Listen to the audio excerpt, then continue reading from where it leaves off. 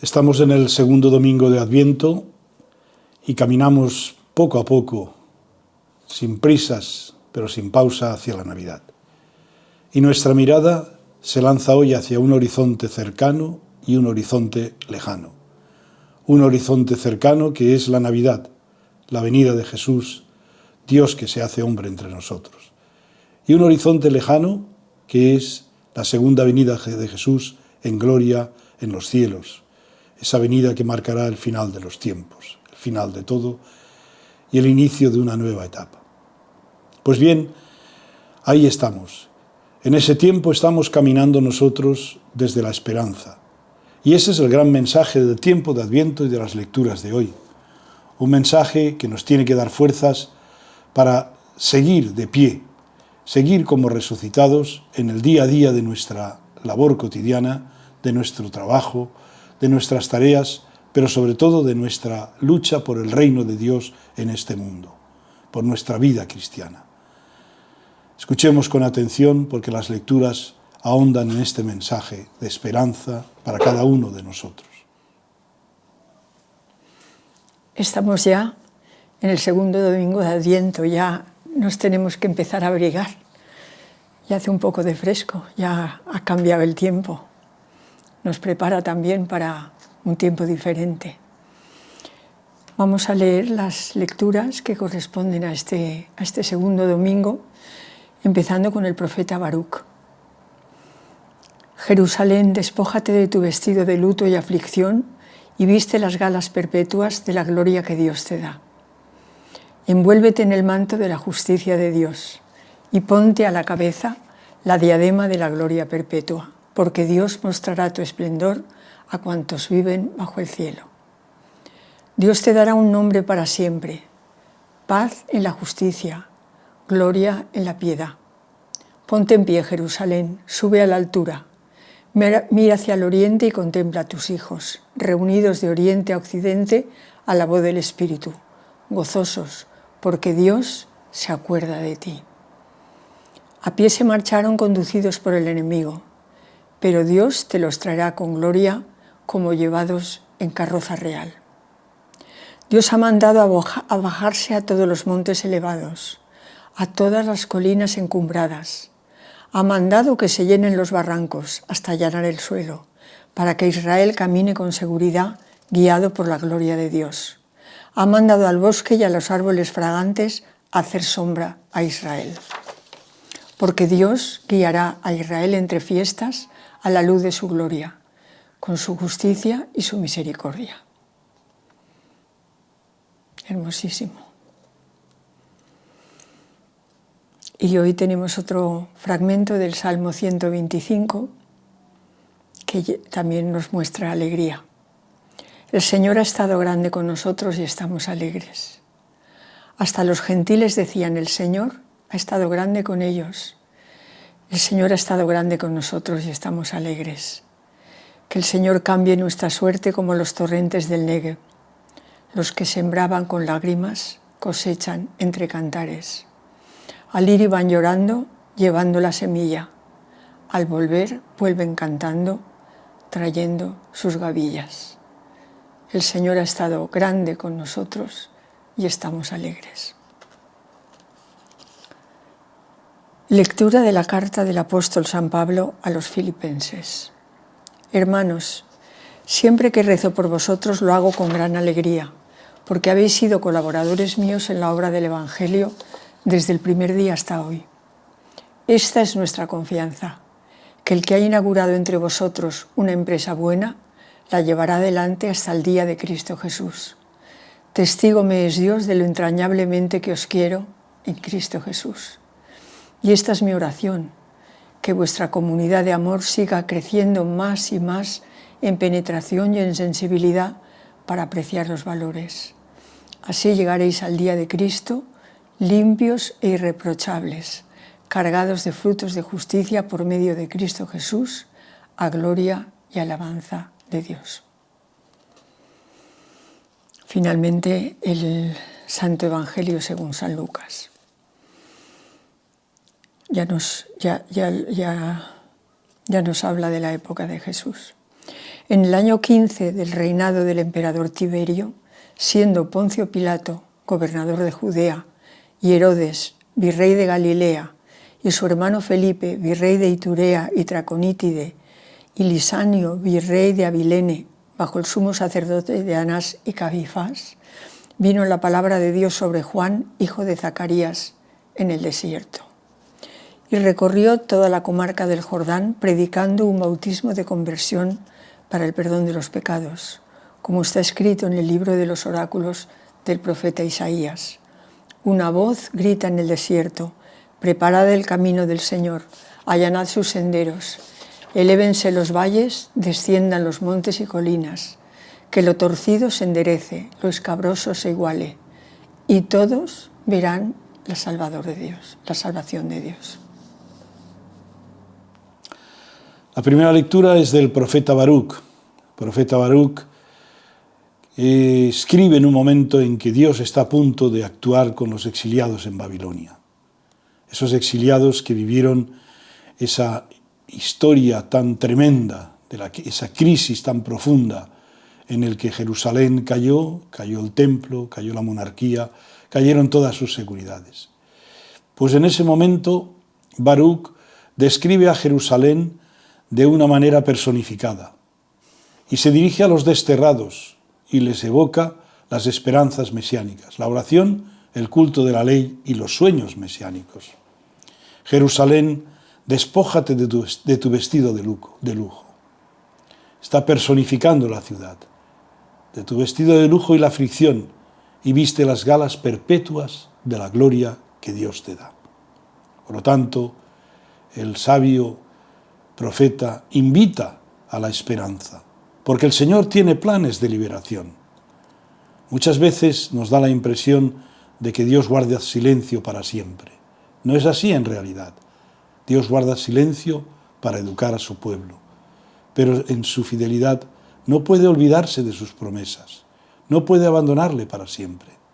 Nuestra propia historia pasa por etapas, en las cuales a nosotros también nos puede haber parecido la impresión, o nos da la impresión de que Dios calla, se aleja, se desentiende de nuestros problemas, de nuestras tragedias, y surgen entonces esos interrogantes tan profundos.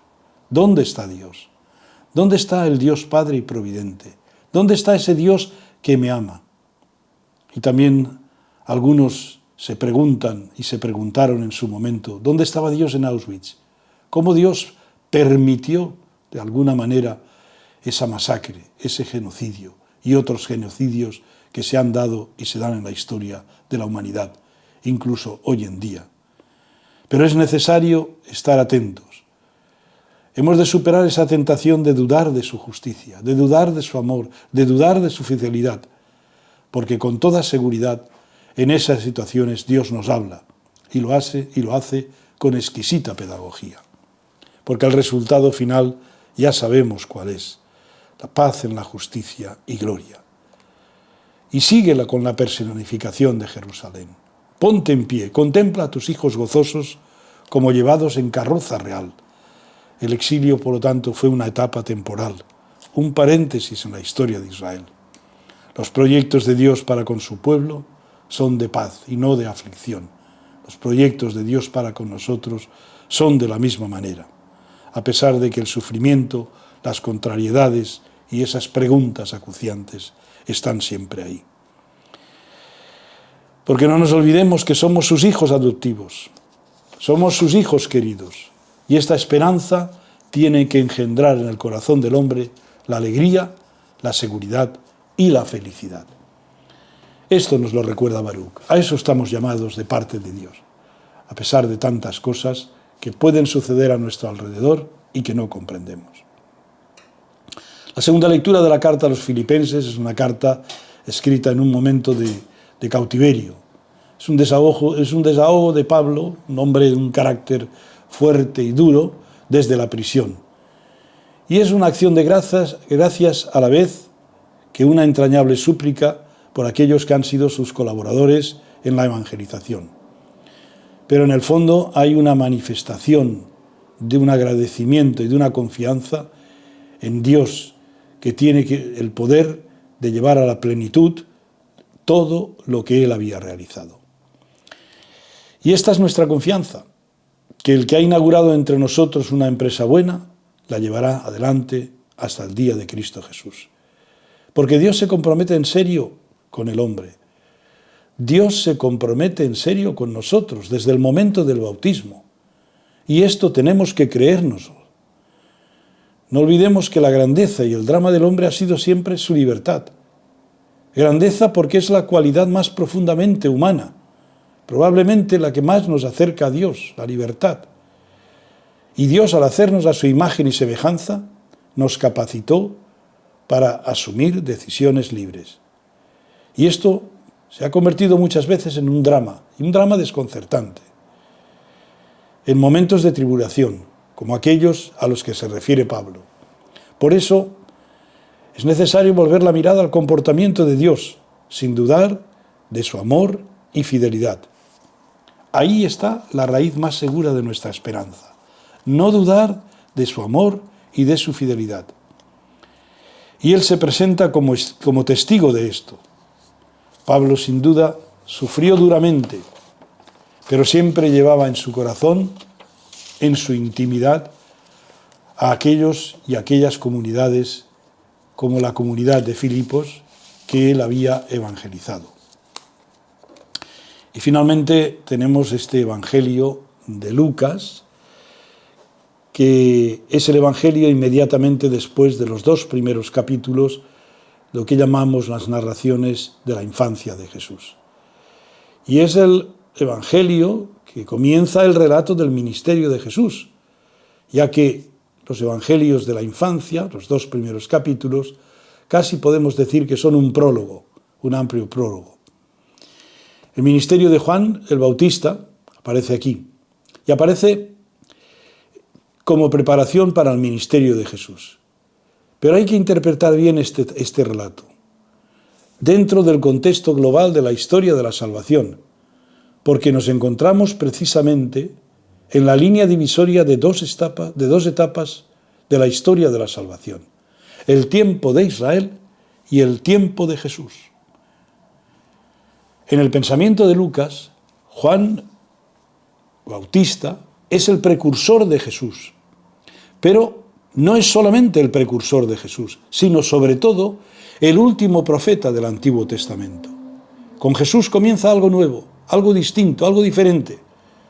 Por eso este fragmento nos invita a dirigir la mirada hacia un nuevo comienzo con el ministerio de Jesús.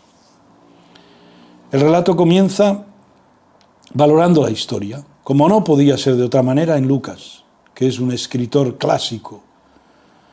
En el año 15 del reinado del emperador Tiberio, siendo Poncio Pilato gobernador de Judea. Es una introducción solemne que nos quiere mostrar que Jesús se incardina de manera clara, que la humanidad de Jesús es el lugar de encuentro con la palabra eterna de Dios y a la vez con todos los hombres. Por eso Jesús es la palabra. Nos hablará de ello el prólogo de Juan. Pero al mismo tiempo que es la palabra, se encuentra con todo hombre desde la encarnación, porque es el hombre alfa y omega, es el hombre ejemplar, porque lo hicisteis con uno de los más pequeños, conmigo lo hicisteis.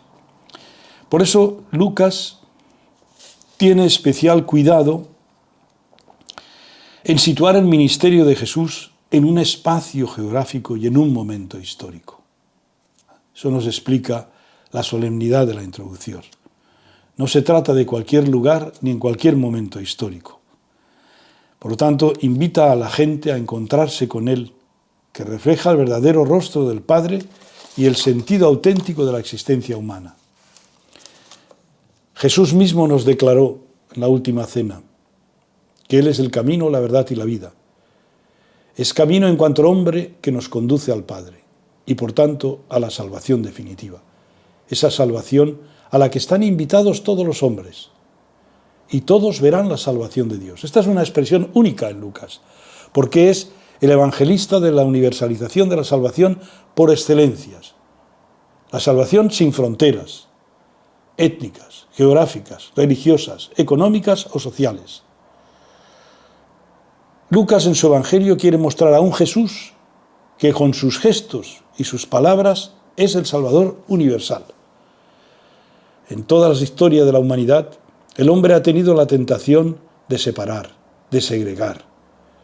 Por eso es importante y relevante hoy, aquí y ahora más que nunca, esta llamada universal.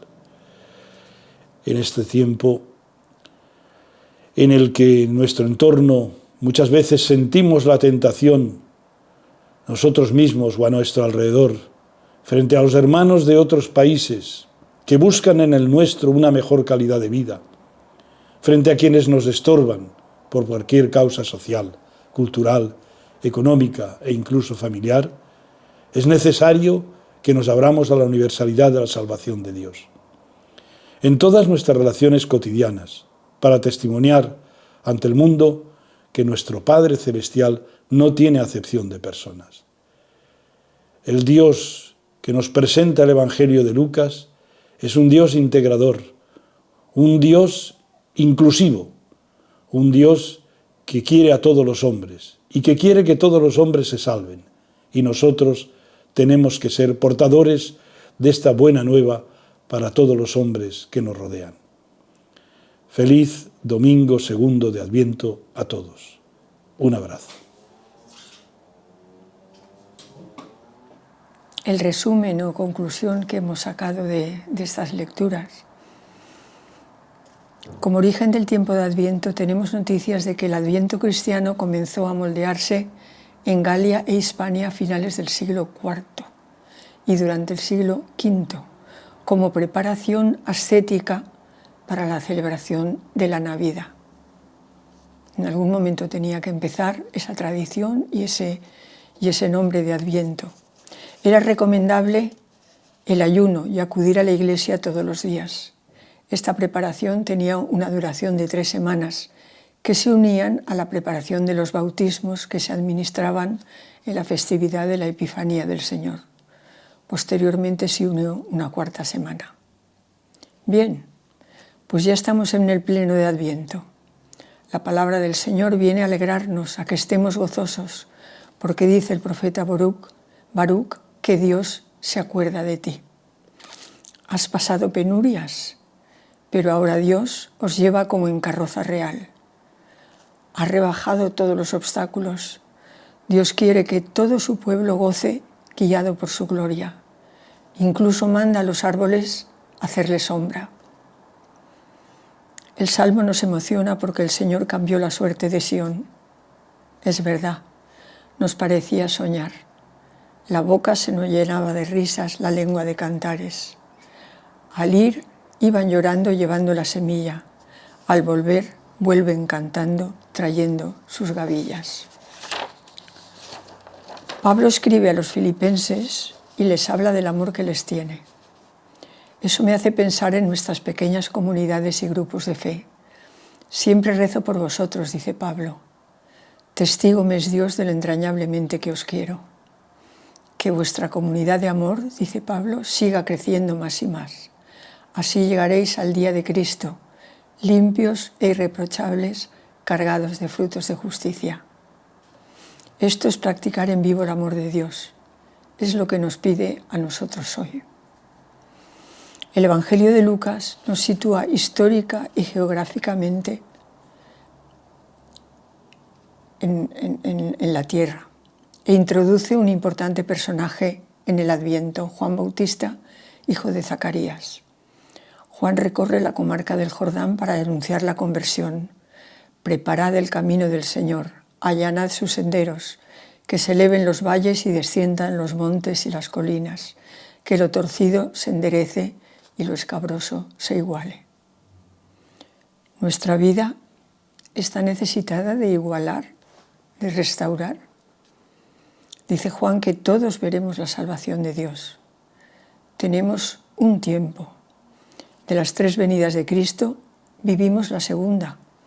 Adviento es el tiempo en que Cristo pasa, camina con nosotros y acompaña a la humanidad en su propia historia para invitarle a la salvación. aprovechemos su paso y su compañía para preparar la tercera venida, la definitiva, la venida del Señor. Pues aquí queda mi comentario y con el deseo de una feliz entrada, que ya es la segunda en el Adviento, para todos.